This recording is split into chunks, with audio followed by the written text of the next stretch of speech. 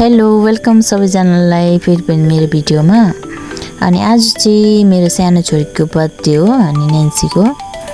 अनि उनीहरूलाई घुमाउनको लागि एकैछिन बजार लगेर जाँदैछु।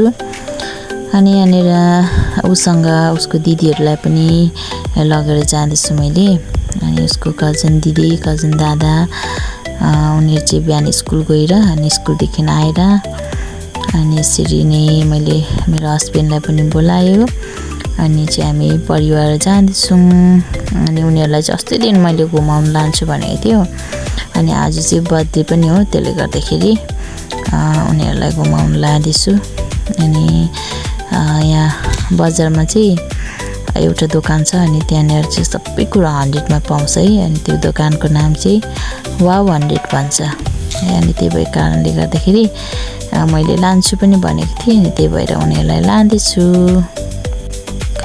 एकदम खुसी भएर गइरहेको छु सबैजना है। अनि हामी चाहिँ यहाँनिर पुग्न आँट्यो। अनि यो चाहिँ साम्ची टाउन हो। अनि यो टाउनकै छेउमा छ है यो दोकान चाहिँ।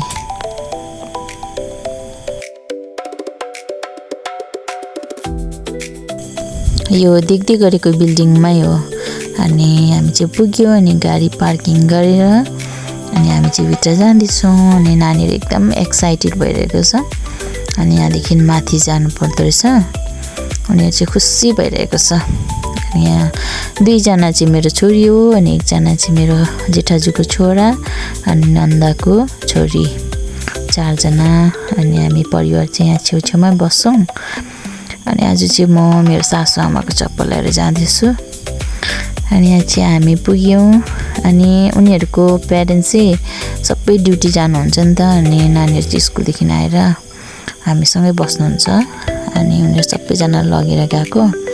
अनि उनीहरूलाई मैले बजेट चाहिँ 200 अनि 300 मात्रै छ है भनेको थिएँ। अनि उनीहरूलाई पनि उनीहरूको प्यारेन्ट्सले मम्मीहरूले दिएको थियो। अनि मेरो नानीहरूलाई पनि बेसीको पाउँदैन, 200-300 को मात्रै पाउँछ भन्ने मैले भनिरहेको थिएँ। अनि यहाँ चाहिँ एकदमै राम्रो पाउँछ है नानीहरूको लागि चाहिँ। अनि गिफ्ट आइटमहरू चाहिँ एकदमै कम्ती दाममा नि नानीहरूको लागि त एकैछिनको लागि त है उनीहरूको मन बोलाउनु। अनि यहाँनिर चाहिँ के लियो भए पनि 100 रुपिस मात्रै। अनि मेकअपको आइटम्सहरू अनि नानीहरूको लागि गिफ्ट है एकदमै अनि कम्ती दाममा, विशेष गरी नानीहरूको लागि त हो है। अनि त्यो मात्रै नभएर किचन आइटमहरू पनि रहेछ। अनि यहाँ डल्सहरू पनि। अनि मैले चाहिँ एउटा डल्स लिएर मैले हस्बेन्डलाई जिस्काइरहेको छु, यो चाहिँ तपाईँ जस्तै देख्दैछ भनेर है। अनि उनीहरू चाहिँ खुसी भइरहेको थियो त्यहाँनिर। अनि मैले चाहिँ भने तिमीहरू सबै हेर्नु, त्यहाँदेखि भरे कुन मनपर्छ त्यो चाहिँ लिनु है भनेर।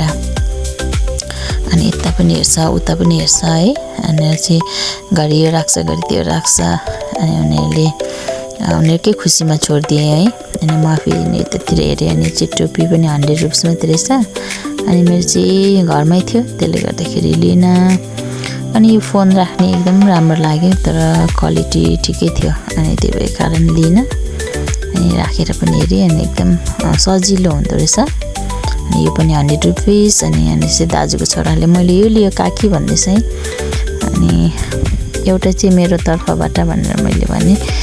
अनि चाहिँ मेरो छोरीले अघि टिपेर लिएछ। अनि ऊ चाहिँ बर्थडे गर्ल भएकोले गर्दा हुन्छ भने। अनि किचन आइटम हेर्नुहोस् न। अनि कपहरू एकदम राम्रो छ है। अनि सबै उनीहरूले छानिसकेर चाहिँ यहाँनिर पेमेन्ट गर्दैछ। अनि उनीहरूले आफ्नो आफ्नो सामान बोकेर निस्क्यो। अनि मैले जिस्काउँछु खै थ्याङ्क यू भनेको भनेर है। अनि थ्याङ्क यू भन्दैछ। अनि हामी चाहिँ आयो। अनि नानीको लागि बेलुका फेरि घरमा केक काट्ने भनेर अनि केक ल्याउनु गयो। अनि केक लिएर फर्केर आयो। अनि हामी चाहिँ आइसक्रिमहरू किनेर खाँदै आयौँ है। अनि एकदमै टाइम नै थिएन त्यसले गर्दा हामी कहीँ पनि गएन। अनि सिधै हामी फर्केर आइहाल्यो। अनि यहाँनिर देखाउँदैछ खुसी भएर है।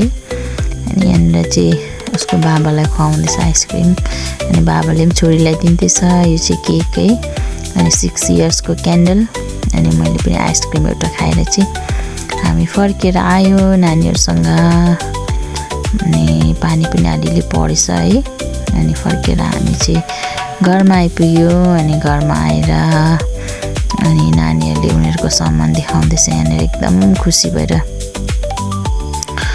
अनि नानीहरू खुसी हुँदा हामी आमा बाउ पनि खुसी हुँदो रहेछ है। अनि हुन त उनीहरूलाई एकैछिनको लागि हो, भोलि फेरि त्यो कुरालाई उनीहरूलाई मन पर्दैन, भोलिको लागि हुँदैन। यहाँनिर पनि देखाउँदैछ उनीहरूले। अनि त्यहाँनिर बोजू पनि हुनुहुन्छ, छिमेकी बोजू। अनि छिमेकी बोजूलाई पनि देखाइरहेको छ यो किन्यो यो किन्यो भनेर है। अनि उनीहरू चाहिँ खेलिरहेको छ त्यहाँनिर एकदम खुसी भएर। अनि यो डायरी पनि 100 रुपिस मात्रै है। अनि कति राम्रो क्युट गरेर रहेछ, कलर पनि स्विट गरेर। अनि उनीहरूले चाहिँ आफ्नो आफ्नो देखाइरहेको छ यहाँनिर, नङ देखाइरहेको छ मेरो छोरीले खुसी भएर है। अनि मेरो यहाँ सानो छोरीले पनि देखाइरहेको छ। अनि यहाँ सानो छोरीले पनि देखाइरहेको छ है। उनीहरूलाई यस्तै कुरा त मनपर्ने है, अहिलेको नानीहरूलाई प्ले अरे है। अनि यस्तै कुराहरू उनीहरू खुसी भइरहेको छ। अनि हामीले चाहिँ बेलुका बर्थडे सेलिब्रेसन चाहिँ ठुलो नगरेर जतिको फ्यामिली छ हामी भेला भएर यसो केक काटिदिने भनेर। अनि हामी केक काटेर सेलिब्रेसन भन्दा पनि केक काटेर प्रार्थनाहरू गरिदिउँ नानीहरूको लागि होइन।